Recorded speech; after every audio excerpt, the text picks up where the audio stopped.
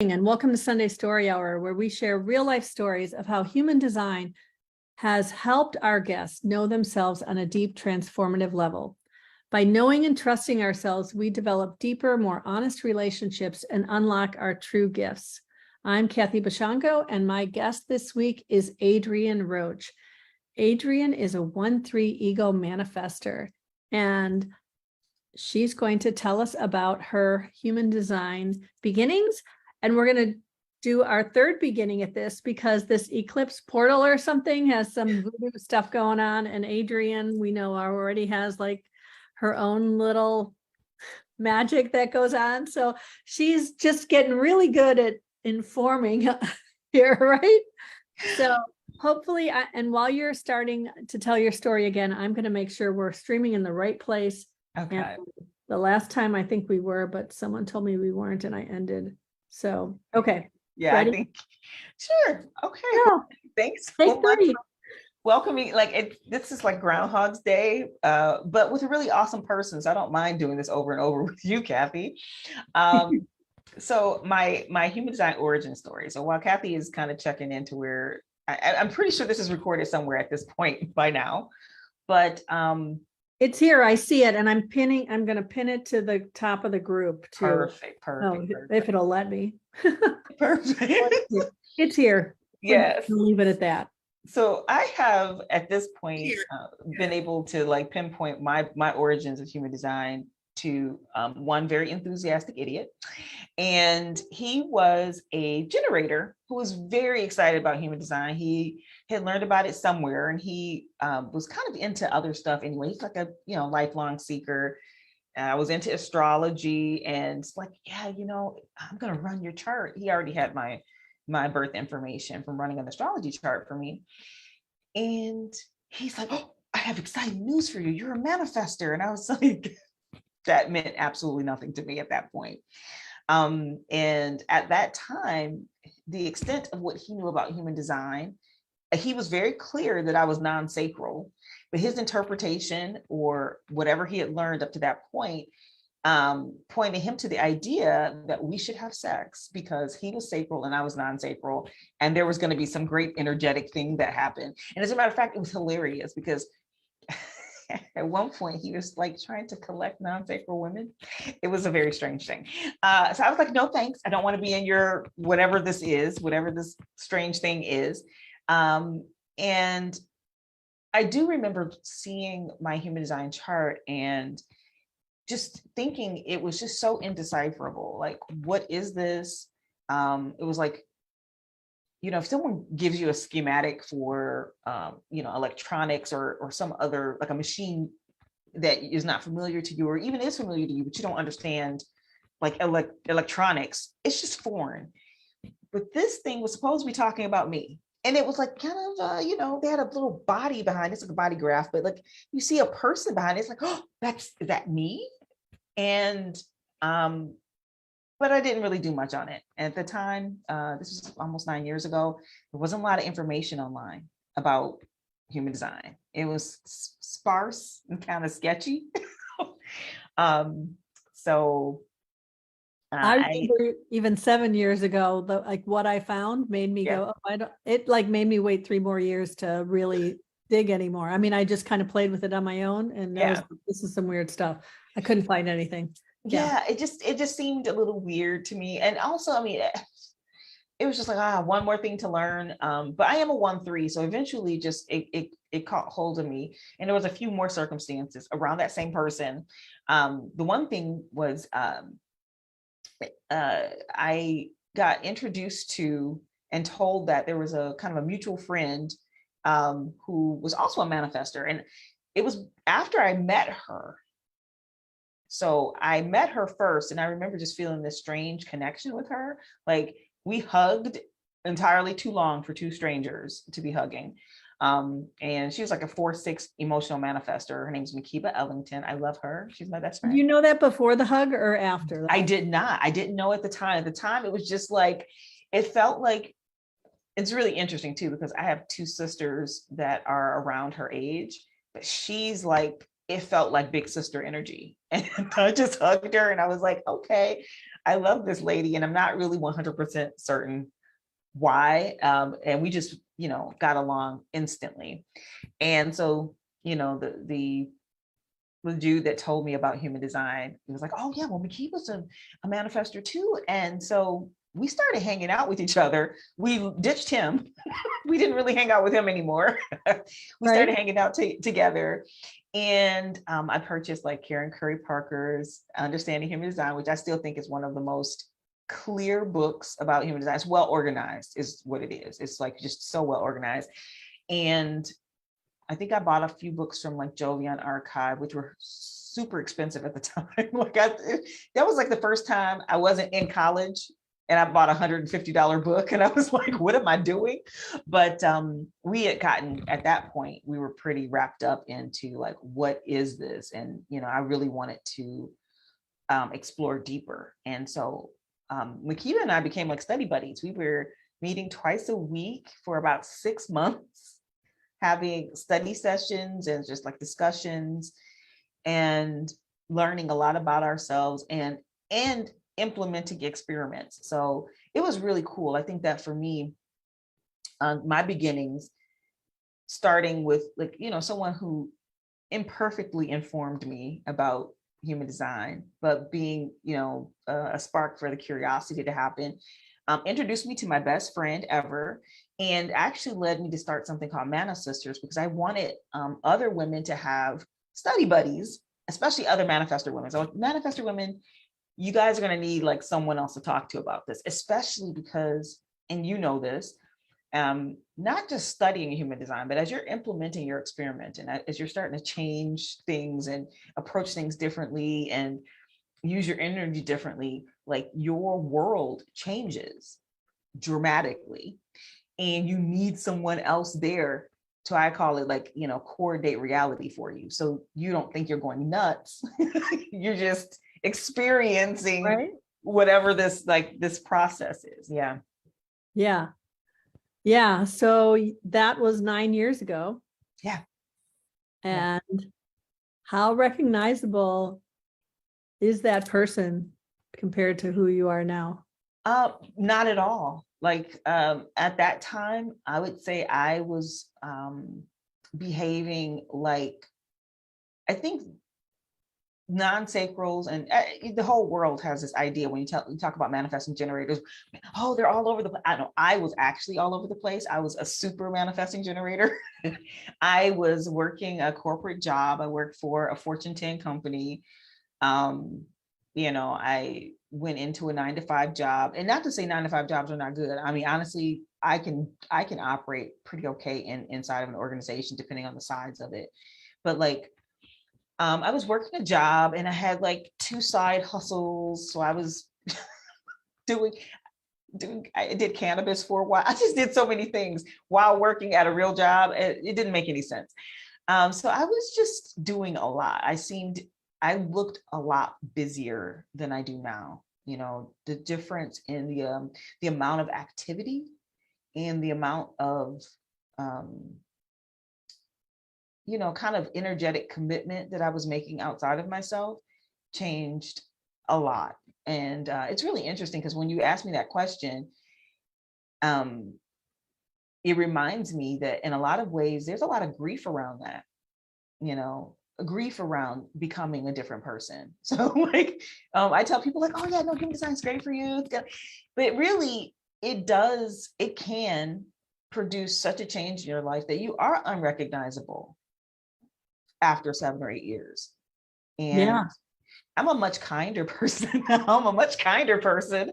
And I laugh a lot more. And I always laughed. I was always kind, but the nature of my laughter and my kindness, the quality of it has changed quite a bit. It's funny that you bring up the laughter because I told my husband last night, I said, I'm really excited about this conversation because Adrienne is so funny and fun and she makes me laugh. And that's just so different than what we think about as, when you think ego manifestor, right? You think, oh, right? It's like this, right? The stereotype that people have, but, I don't feel that with you, but yet I definitely feel the the strength of who you are in everything that you do. And that's what I think is so beautiful. And then, so I wanted to kind of go back to the question I asked in our first attempt to do this, where I was streaming, I guess, on my personal page or anywhere like that. And I think it's related to all this.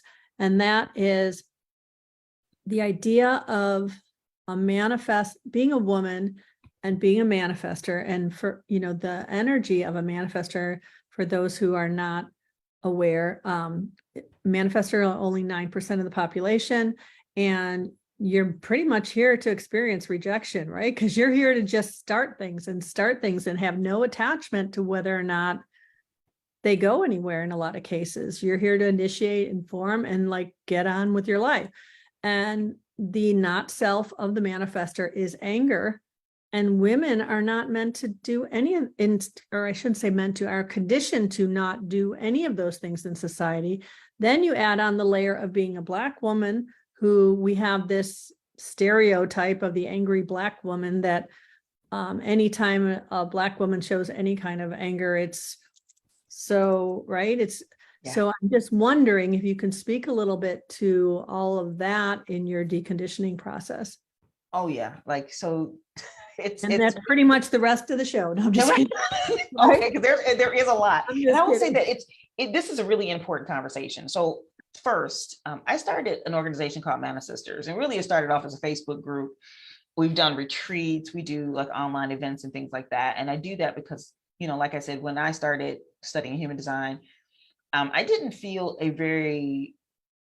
there wasn't a lot of information. And even in the spaces where I could get information or could get interaction, like in Facebook groups, it was overwhelmingly like no color. Like everybody was, and not just no color, it was like they were European. It was like there was a lot of cultural bias. Oh, you're an American, you're from the US. Oh, and you're also like, it was just very strange coming into the space.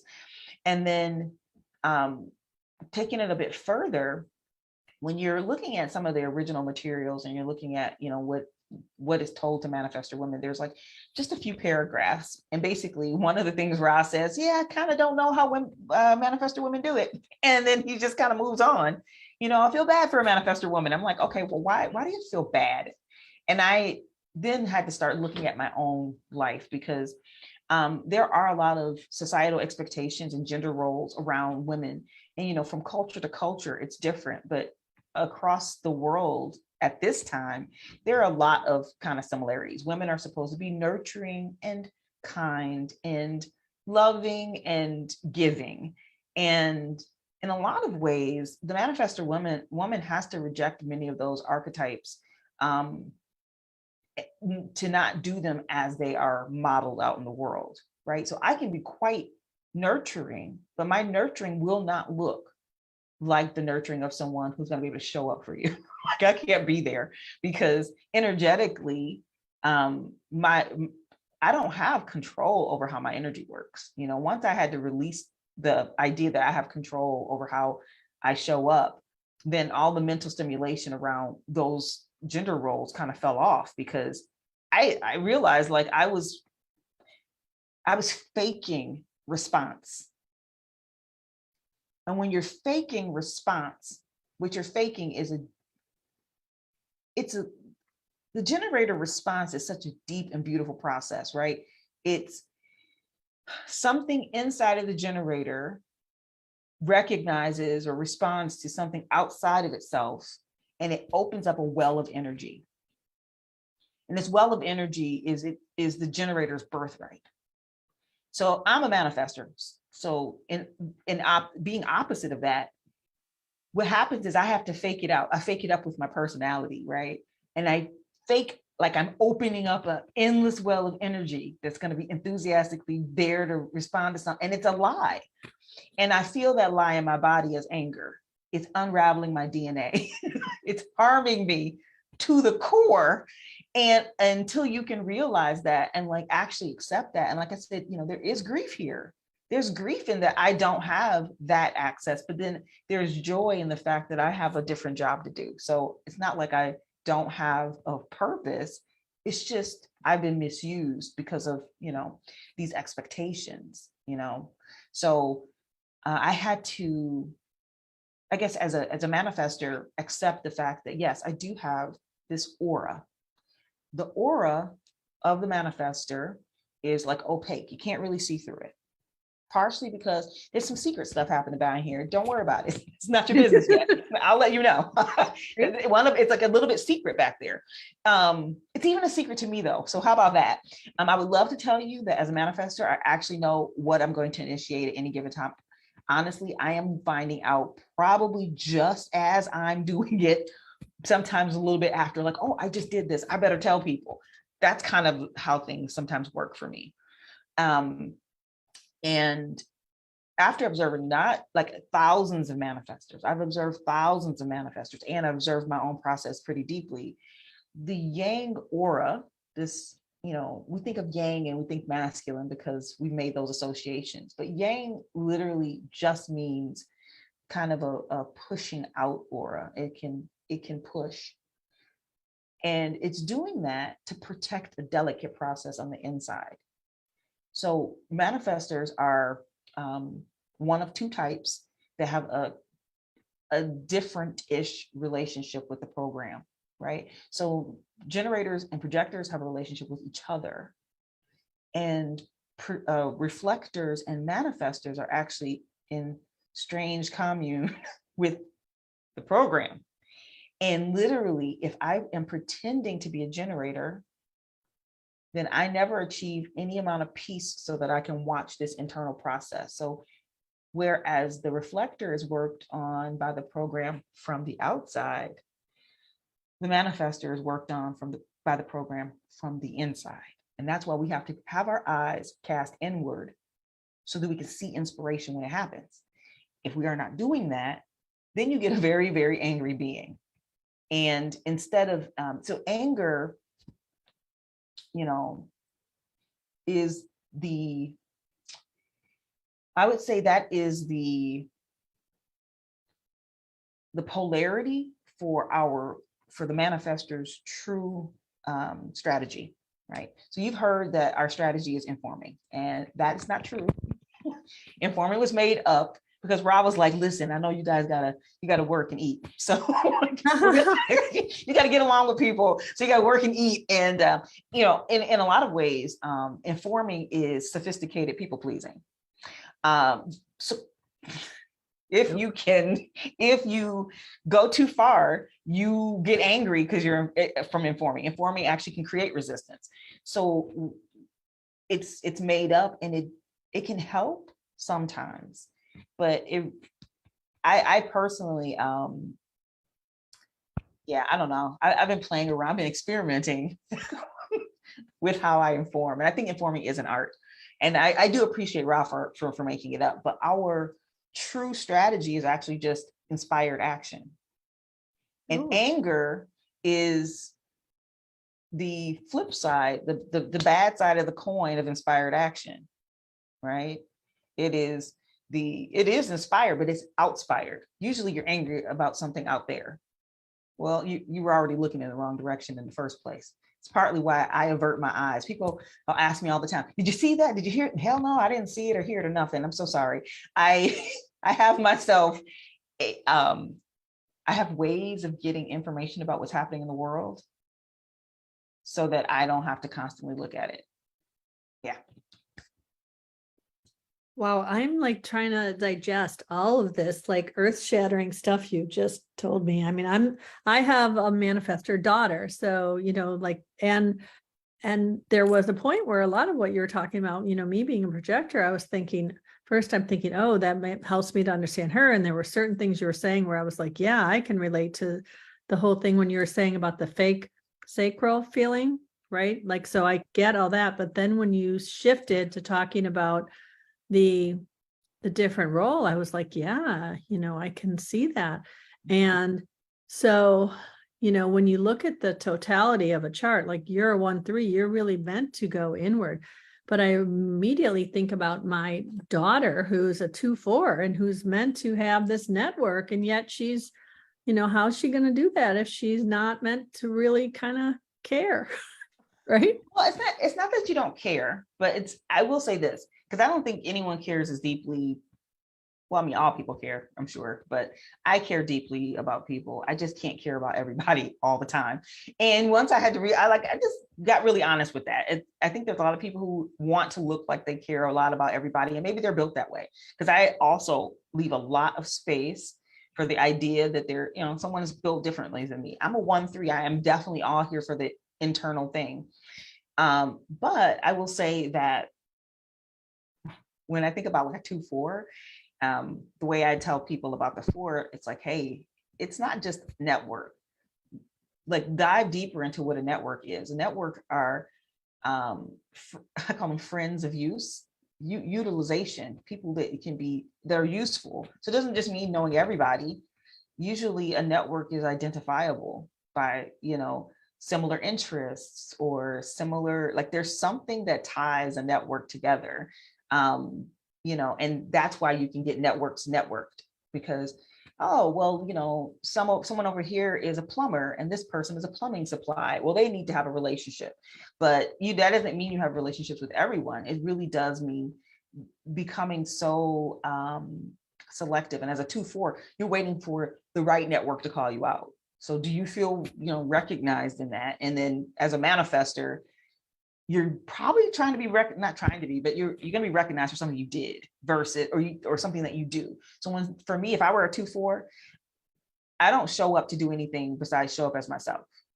Like if you called me and said, Adrienne, I really want you to could you look at my website and tell me, I wouldn't be able to do that because, and especially if I was a 2-4, it's like you're misusing who I am. You haven't seen me. Yeah, the 2 has projection around it. But yeah, I think it's really important for it because there's all these different things that you can look at in your chart.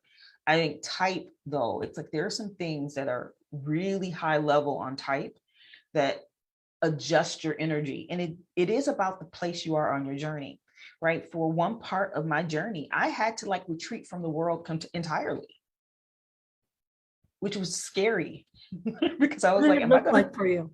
Huh? Oh, it looked like it just, I had, even now to this day, I don't, like, most of my family does not have a way to contact me directly.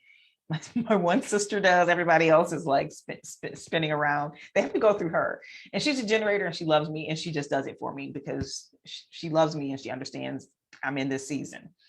But I think that it looked like the momentum drained right out of my life, right? I had been going in one direction because I didn't find human design until I was in my mid-30s. And I will say this to people, the older you are, I think sometimes it can be a little more dramatic how the shift looks. Try finding it when you're already 50 and a 6 line who's already off the roof. Oh, exactly. Yeah. That's what my friend Makiba, she was like, I'm coming off the roof right now and I just got this. What the heck? Yeah, exactly. So for me, it looked like just taking my energy back from all of these extemporaneous activities that I had been engaged in all the time. The ways that I had been moved by fear, obligation, and guilt by other people. Also during this time, I was going through my Uranus opposition. So I had a parent die. So my mom passed away, and it was like, okay, well, she knew me the longest. And if there was anybody I would do things out of obligation for, it would be her. And it just gave me permission to not operate that way with people anymore. I mean, that was part of my deconditioning, because prior to that, it's like, well, if you love me, you do things for me. I have Chiron in Taurus. We could talk about that one day. But yeah, it was just one of those things where I realized that I had put out and had left loose ends of energy all out there in the world, and that it was up to me to clean those up. And cleaning those up meant just taking my energy back and going into a cocoon. During that time, I came up with this concept I call the pink chrysalis. I was in there. Okay. Can you And explain that concept a little bit? yeah, I've used well, the chrysalis analogy a lot, but yeah, for I sure. think Like, it's the same. yeah, for me, it was just that I recognized I was going through a massive energetic shift, right? So my body was changing, my way of thinking and seeing the world was changing, my energy was, I was just going through massive change. And I had first had to recognize that that was happening. And if you don't recognize that you're in that situation, you tend to resist it or fight it. And by naming it something and giving it space in my life, it allowed me to sink deeply into it. And from the outside, if someone had been judging it, they might have been like, "Is she depressed?" Because I did have someone who appeared to have had some concern for me, but I find that also, like, sometimes people's concern is really just like, what's under concern is fear. Mm-hmm. And I wasn't afraid.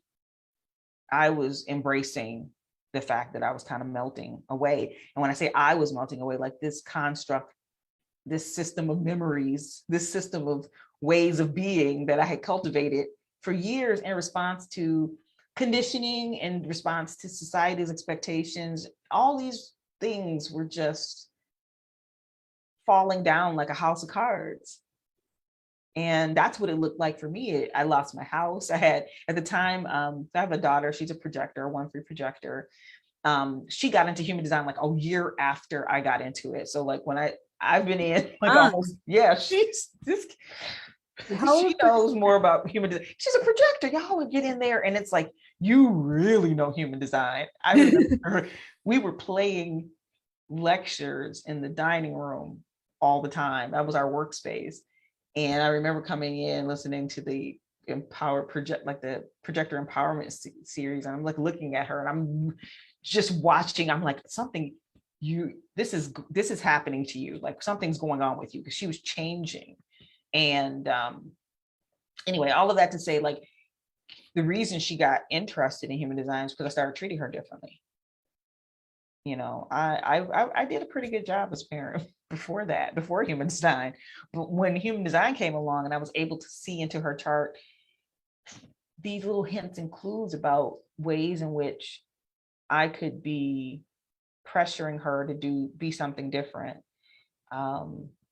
or I could be conditioning her to do something different. And she'd always been like a little mountain the whole time. So I never could push her. She has a defined root. I do not. I could never push her. But then we were able to see some things. And by seeing those things and depressurizing, even her going to college, like she was in school, art school. And I just when I was able to tell her, and I like paid cash for college. Art school's expensive, y'all.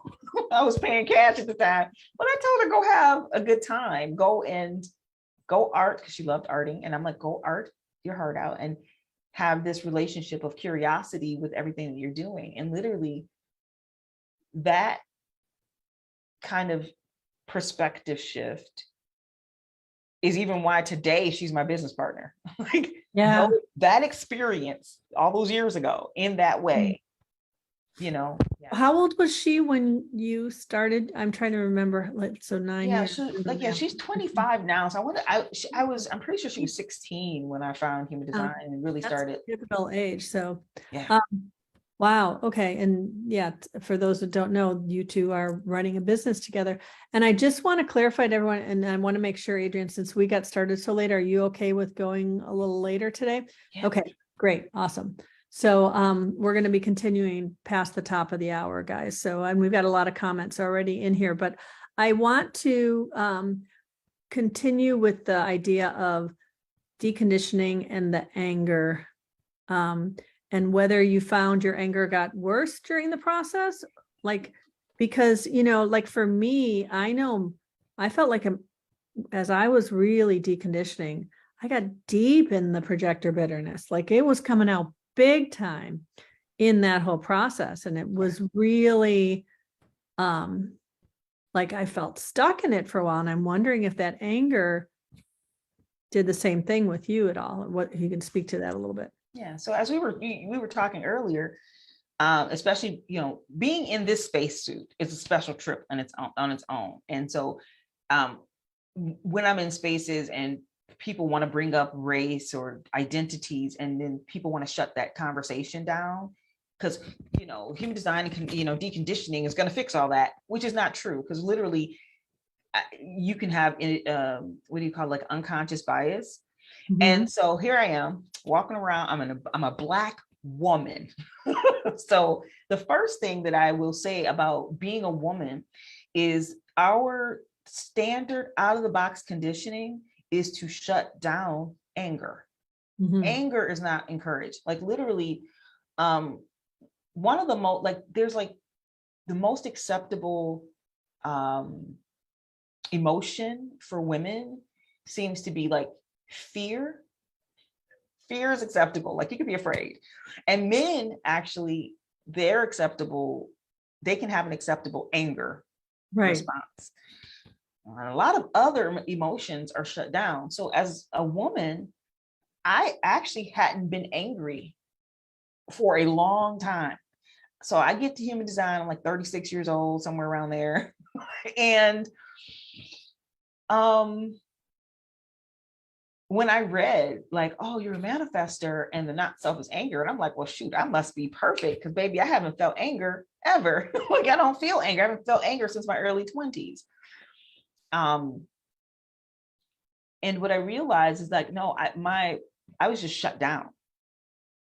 As in the neurodivergent community, you call it masking. Well, I was just masking anger and rage, and it was coming out as, a rash on my skin, and a what do you call it, autoimmune disease.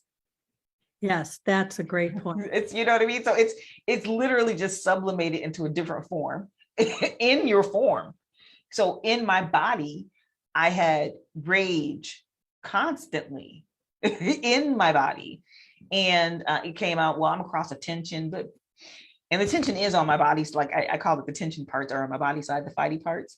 But my body was like tense and hard. The way I held myself was almost always in defensiveness. And I realized that the anger hadn't been expressed. So there was a period of time where I would say like the ability to express anger presented itself. And I was afraid of it at first, because I was like, is this going to be my future? Do I just become like a rage monster? Is that who I'm going to be? And then I would, of course, being in so many different like human design communities and talking to people, it's like, well, rage is not self and anger is not self. And I'm like, yeah, but it's also said that it's just a part of our body chemistry. Like I just have a body chemistry that's more highly tuned to become angry, right? So where some people have like, their genetic disposition is to be tall. My composition is that I have the ability to become angry. And that ability, because I want to call it an ability, it's not a disability. It's actually a part of how I'm designed. It's not a bug, it's a feature. Right. My anger as a manifestor is a feature. And just like, bitterness to some degree is a feature. Now, we can't live in these body states because the chemistry of them harm you.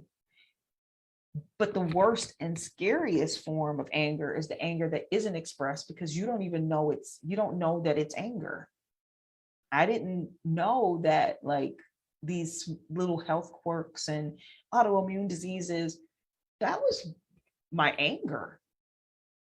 That was my anger manifesting in my body.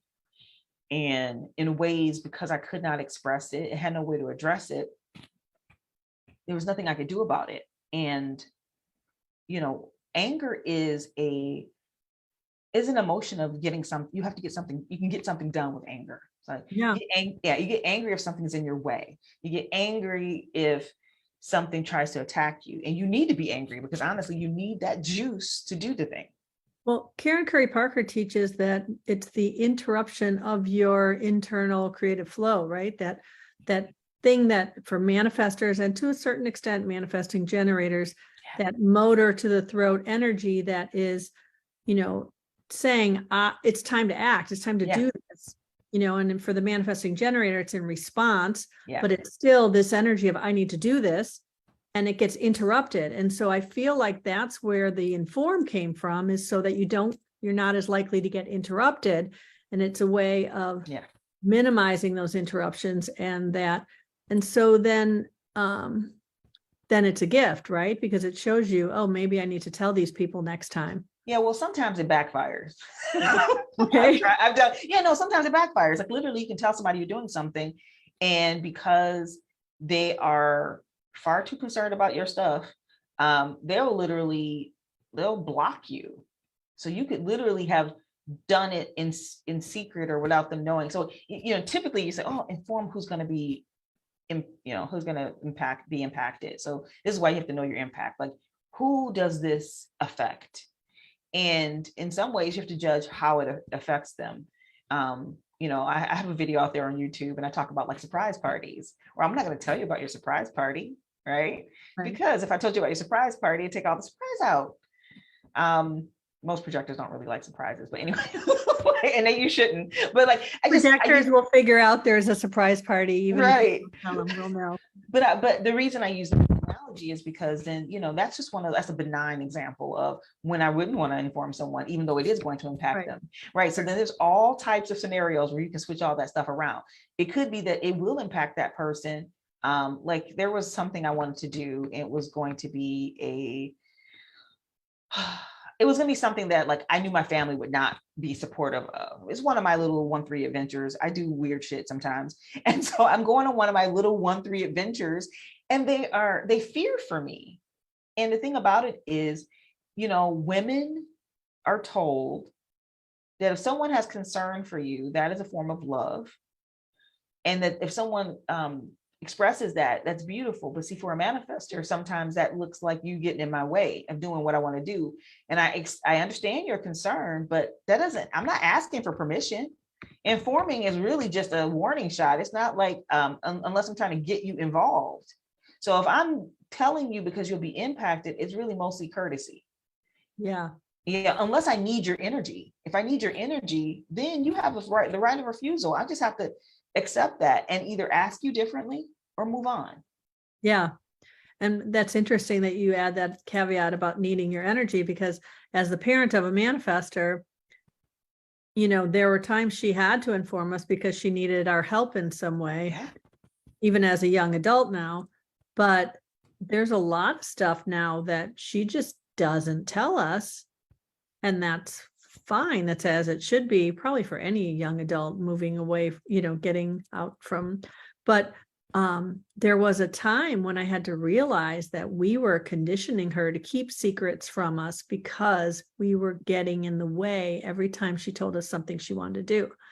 And so, especially as a manifestor, she's meant to just act on her, and a splenic manifestor at that, she's meant to act on her own impulses and her own instincts. And every time, her dad would say, well, how are you going to pay for that? What's going to happen if this happens? And she just has to, right? So I've learned to just say, okay, thanks for letting me know, to most crazy things she tells me now. Right? Yeah. I mean, learn. That is so big, because it's like the questions of like the how and why. I think I talked about this at the conference, but I have like a little kind of like a scale of like how heavy a question is. How and why are like the heaviest questions. Like why you can cheat on, but like I don't know why I do most of the things, especially if it's a real manifestor urge from out of nowhere. I just have zero idea what it's about, why I'm doing it. I'm doing it because I want to. That's like, can that be the answer? A lot of times that's not a really acceptable answer. So sometimes I might make up reasons, but who, what, when, where, those are easy to answer. And so if the questions go beyond that, like how are you going to do this? How are you going to pay for that? How? And it's like, unless I've asked you to pay for it, don't worry about it.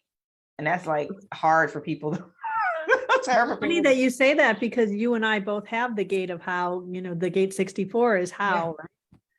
And you and I both have that as our only gates defined in our whole head and ajna. I also have the open, completely open ajna, and only have gate 64 on my head. Now yours is your Venus, so that's really interesting as how that would play out in your relationships, where mine's Pluto, which, Pluto is all about transformation. So I guess how is always wondering how is transformative for me. Yeah.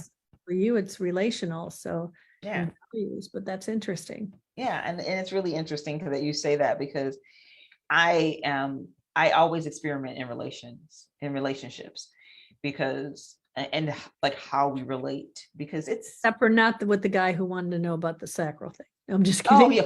yeah, Just kidding. not at all, ma'am. Experiment.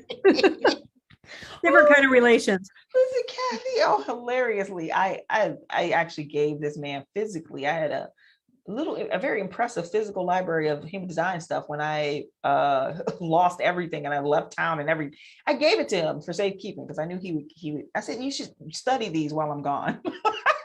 I came back and got my books, and he hadn't learned anything. And I was like, give me my books. You're still where you are. One of the things I wanted to circle back around to, though, you did ask about race and being the angry Black woman. So here's the thing, like I told you, I had gotten all the way up into my 30s for the most part, and in my workplaces, I was always like, she's bubbly, she's nice, we're all in customer service in some way or another. So I always gave great service and all of this.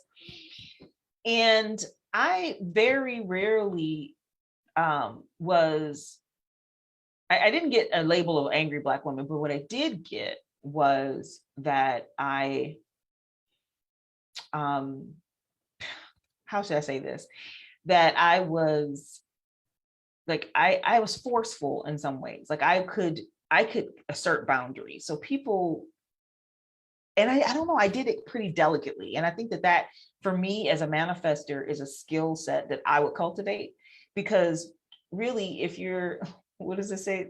If you're a hammer, everything looks like a nail.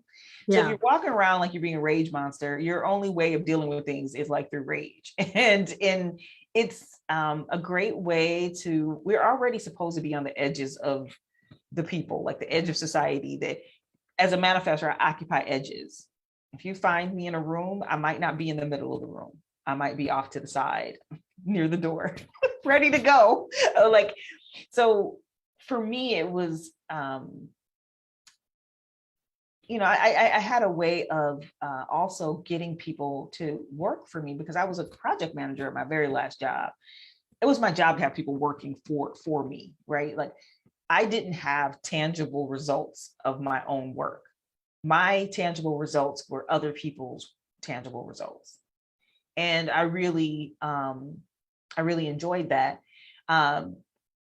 Being able to be angry as a Black woman, though, I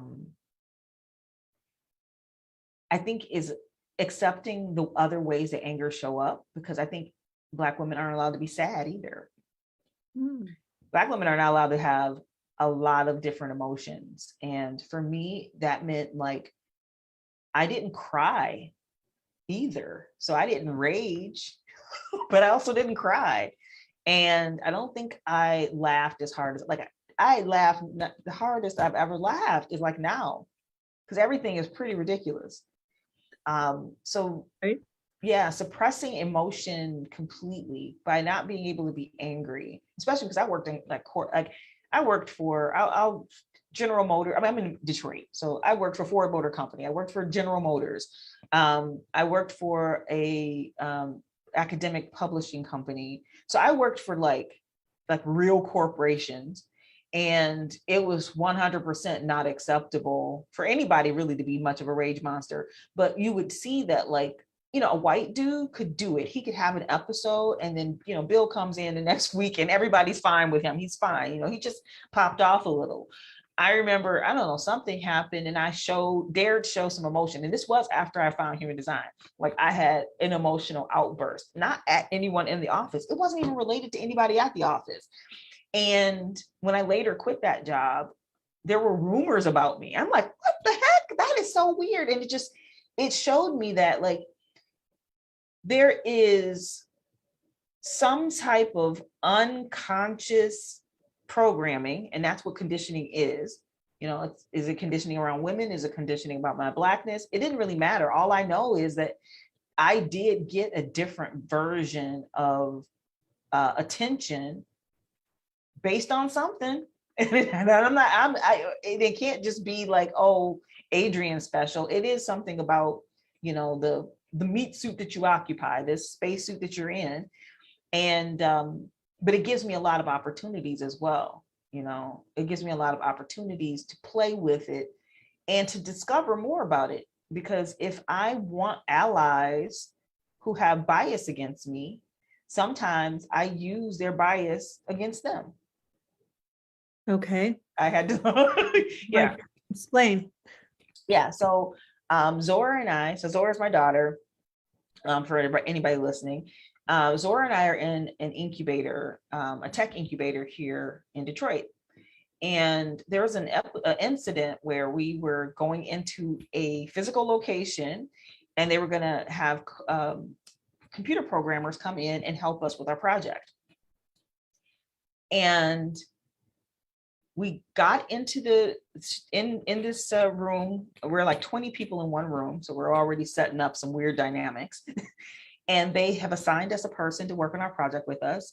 I asked her some questions. I actually run her chart right there. She's a projector. I think that she's brilliant, but she's literally the least experienced person in the room, programmer wise.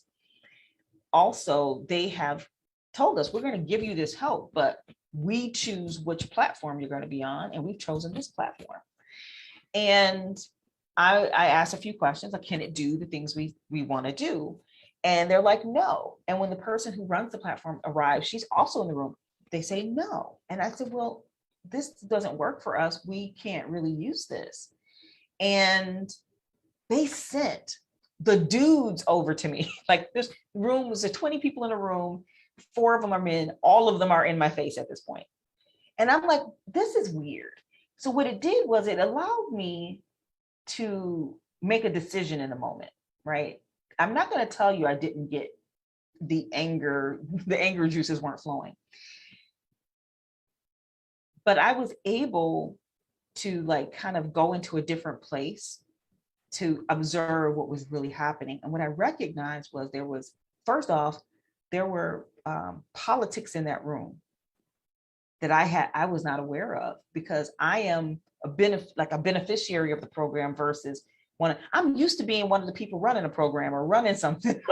So to be there being like, I'm in this program and these people have an agenda and I have not been informed of the agenda. So what I had to do was like, because I'm like, I'm getting resistance right now for like no good reason, because they knew what I wanted to do. We've been in the program at that point for 4 or 5 months. They knew everything. So why would they suggest to me a tool that doesn't work?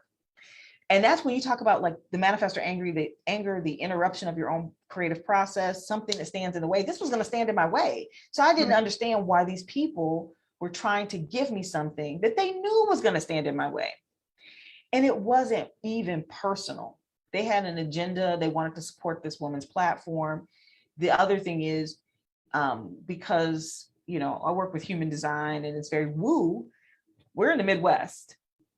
And come to find out, the platform they were trying to put me on had become somewhat popular for building church apps. So literally, we're like talking astrology and human design and woo-woo stuff. And the church, they want me on the church. So it was just, they couldn't even see what was happening. And I had to make a choice in that moment, right? Because anger is appropriate, but anger is not necessarily for action in the moment, always. Mm-hmm. Sometimes it is, like you're getting chased by the lion, or you're you know, someone's coming at you to attack you. You need to do the right thing. But in that case, it was about allowing these people to do what they were doing that day, and realizing like I could step away, like there's going to be defined emotional people in the room. I just knew I could step away and the right answer would be not in that room with me. Right. So I couldn't make a decision in that room. Man, right. Like I can't make a decision with other people. I had to do it by myself. And literally 2 days later, we sent an email. And actually Zora sent the email because we let the projector talk to all the people. The projector talks to the people. And she's like, yeah, no, we're going to go a different way. Thank you guys for your support, but we got to do something different. And it really, that incident actually turned into the best thing that ever happened to our project. If that other platform had worked out for us, maybe it would have been good, but there were limitations in there anyway. And we were able to bypass all of that. So just understanding that like an angry situation doesn't have to become confrontation immediately. It doesn't have to become shouting or even an external display. It just becomes a point of interest. Like it was like, what do I do now? Do I get angry and push everybody away? Or do I get really curious about what the hell is going on here? And when I sussed it out, I sussed everything out. I was like, oh, well, they had an agenda and I wasn't informed. I'm not in the circle of needing to know to them. So, yeah. Feel like you were able to use that gate 64 we talked about and say, oh, I recognize I'm feeling anger. How can I use this to move my agenda or whatever it is you're initiating, your project in this case? Yeah. How can I use this anger to best move my project forward in your relationships that felt with these people? And that felt really, really strong. And I sat there, like literally had someone said something to me like that was, could have been insulting. Because I remember thinking in my mind, I was like, I've fired people more competent than you. I'm like, oh, but I didn't say anything like that. I didn't let that come past my lips. And I didn't even let it stay in my mind too long. Because I was just sitting there and like, why are they so invested in me doing what they want me to? That was, that became the curiosity. Right. Because I think that for manifestors, quite frequently, when someone's trying to control a manifestor, my question always is, why are you so invested in me doing what you want me to do? Because usually it's because of an agenda, right? And as a manifestor, the biggest things I get blindsided by is being blindsided. Like if I don't know what's happening, like if I don't know who are the players are in the room or where the people are, I end up, bumping into something, being interrupted and feeling that anger. And that's kind of what happened in that room that day. Yeah. But now you found a different platform or did they wind up coming back and doing something? So the ones you're working. So yeah. This feels like a good time to just kind of say what you're doing now, because I'm really excited about this project that you were talking about that you're doing in that room or whatever, and now you've created elsewhere. So can you tell us a little bit about that? Sure. So the platform we're creating is called MySpirio, and MySpirio is just inspired by the idea that people who do human design services should be easy to find. We found that it's not easy to find people who do human design stuff. For me, 8 or 9 years ago, it definitely wasn't.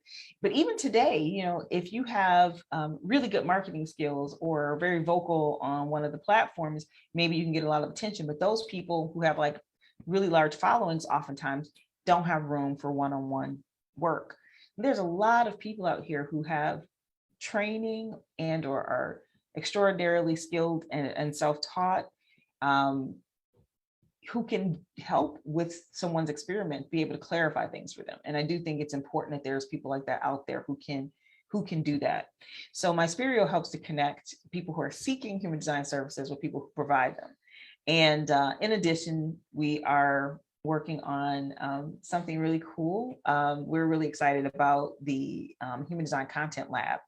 And what that is a collaborative thing between professionals creating really good content that is, sound knowledge, but also presented in more approachable ways that lead back to the people who create the content so that we can make sure that, like this particular thing that you do with Sunday Story Hour, that people can find Sunday Story Hour, and that Sunday Story Hour is, not just findable, but as being promoted and as being is being shown to people, so that we can make sure that good content is getting eyes.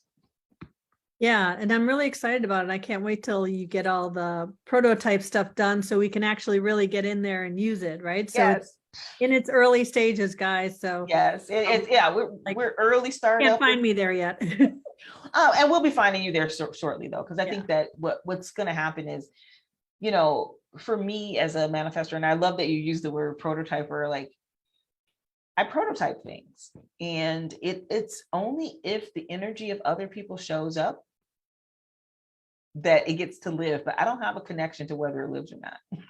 I made it, and then I will, it's like, I said about the relationship of the manifestor to the program.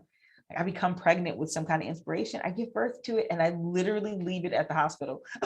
So one of you guys gets to take the baby, and I'm going to get out of there. That's awesome. Yeah. Okay. So we're getting near, I think we've done close to an hour. We've got a bunch of comments, but I haven't seen really any questions here. So if anybody has any questions, I'm not going to read through all the comments. I'll let, we'll go back and look at those later, because there were content or comments pretty much the whole time you were talking. Yeah. So it's been really great to hear. Everybody's been very engaged. Somebody said, what would the projector equivalent be? I'm not sure, Anna, what you're referring to. The projector equivalent to what? Do you know what she means there? Anna, if you can clarify on that. Oh, she said, I don't have connection to whether it lives or not. Okay. I think she's talking about, okay, so the manifestor is here to initiate things, and she doesn't have connection. I'm paraphrasing here, to whether or not it gets finished, right, by somebody else, carried on, whatever you started. So the projector, I'll speak as the projector. So for the projector, I would say it's similar to the idea that I recognize myself. I know what my energy is here to do, and I don't need someone else's invitation. So I will accept the invitations that resonate, that recognize who I am, that are correct for me, but I'm not going to care if you're at a place. It's not that I don't care about where you're at, but I'm not going to, if you're not ready to work with me, I'm not going to try to convince you. If you're not at a place where your personal journey is worth investment and you are not going to pay me, I'm not going to feel that means my prices are too high. I'm going to see that as you are at a place where you still need to see that it's worth finding a way to make it happen in your life and invest in it. I think that's probably the best. I don't know if you would have anything to add to that, Adrienne, with your. I like the idea that so projectors are here to guide people, but you guys drill into the G center and see where a person is going. And I think that the equivalent is you're not necessarily connected to getting people to a destination. Like you don't have a destination in mind. It's really important that projectors are in some ways like clean that way, not trying to get people to go in a certain direction, but giving them a boost in the direction they're already going. So being careful with that, I think. And then also, with the recognition, like if you don't recognize me, if I were a projector, I say that a lot, y'all. If I were a projector, there would be just a lot of no thank you, because I think a lot of projectors get invited almost naturally, and that invitation doesn't honor who you are or what I want to say. You have a certain set of skills. And it's like they're asking you to come do something that isn't in your skill set. And you're like, what? No, that's not what I'm known for. That's not what I do. That's not what I'm curious about. That's not what excites me. I'm not coming to that, Yeah, that's not my zone of genius, right? Yeah. So I'm not going to spend my time in my zone of competency. Is that, The Big Leap, if you've read Gay Hendricks, The Big Leap, I mean, that was really, And we can easily, especially with an open head and ajna, and open sacral, we're like answering everybody's questions, doing everybody's thinking, don't know when enough is enough. Oh, someone wants to know my question. And we put all that effort into it. And that's taking away the energy we have to do what we came here to do. Yeah. And for a projector, it is to guide others into themselves, not to guide them where my brain thinks you should go, but to guide you to know yourself in a deep, transformative way that allows you to trust who you are in your body in a way that you now know, oh, this is what I know to be true for me. Yeah. Right. I love that so much. Yeah. So any other questions for Adrienne? I feel like there's so much more we could talk about. We need to like do a part 2 someday. I would be down for it.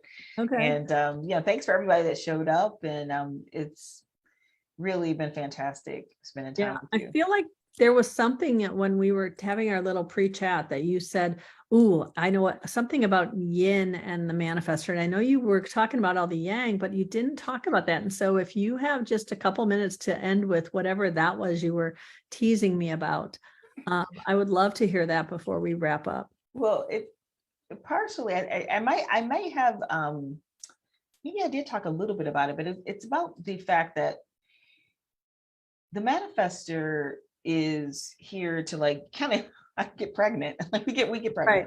All the men too. It's like we get pregnant. We get pregnant with an idea and then we push it out and we don't have to be connected to it. That's a very yin process. You have to be very surrendered to allow for the program to like put something in you and then you incubate it and then just very dutifully create it. If you ever think about what happens when, when you're having a baby, if you have a baby and it starts from nothing, it's very little in there. And then there's the body gets built. And then at some point in time, while you are still carrying this baby, a soul comes down into this being. That's the same thing that happens with manifestors when we're doing things. It's a very yin process on the inside. So we've got the yang aura on the outside, but the inside is very yin. And I think that having like put so much emphasis on the yang, I think that has given a lot of the very popular content out there is like, get empowered, manifestor, and, your sacred rage. And it's like, and all this, these kinds of things, when the reality is, it's like, but what if I were a pregnant woman? Wouldn't you just want to leave me alone, comfort me and give me cookies?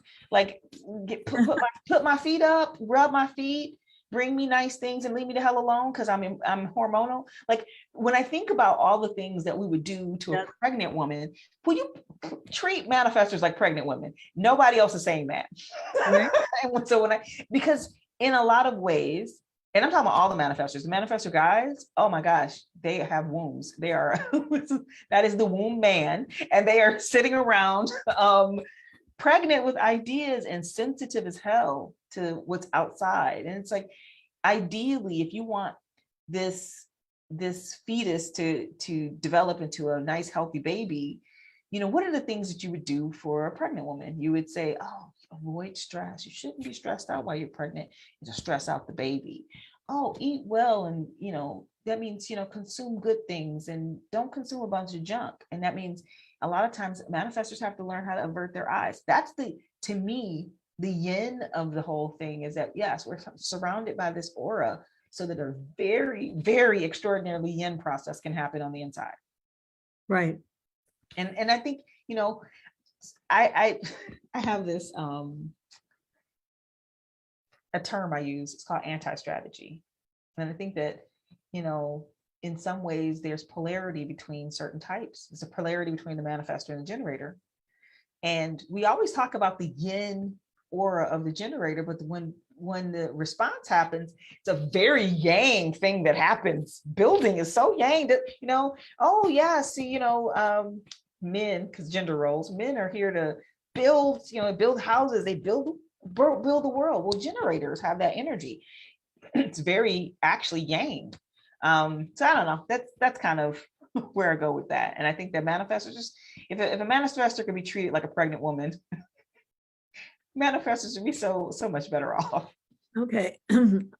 All right, so I'm gonna have to figure out how to use that analogy with my manifestor daughter, who would be mortified about an analogy of her as a pregnant woman, but it's a great analogy. So, right, yeah, I love it. I love it because you're incubating this creation, right? And I think I could actually see that as a analogy for even other types, right? The whole creative process is really like birthing anything. Anytime we're birthing something in a creative process. But I think it's important because there's so much out there about manifestors that is such harsh teachings and such yang teachings. So I think it is really beautiful to bring it back to that. And I want to thank you so much, Adrienne. This has been such a great conversation. And I appreciate everybody who found us and then found us again or whatever. And, this is a first. And I just want to say it's just so, of course, it happened with you, the same person who, when you're presenting at conference, the fire alarm went off and we all had to walk down 8 flights of stairs and then come back up, right? Who's meant to be here will be here, right? So I want to thank everybody who's watching and live or in the replays. And then Adrienne, how can people connect with you if they would like to? Well, if you're on Facebook, just find me there. My name's Adrienne Roach, or you can find me at Manifestors. But if you are a human design professional, I really would love to have you in our human design professionals group. So if you look that up, you can find us on Facebook. And you'll put a link in the comments afterwards if you can. Absolutely. I'll make sure to link to everything. All my stuff. You'll be able to find me. Awesome. And every week we share stories of how my guests have come to understand themselves in a more loving and empowering way through the lens of human design.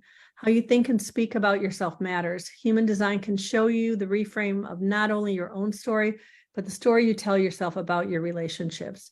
If you're ready to start living a better story, I'd love to help guide you. To work with me as a mentor, you can DM me or you can set up a free discovery call at kathybashanko.com. And I can't wait to talk with you all next week, and peace out.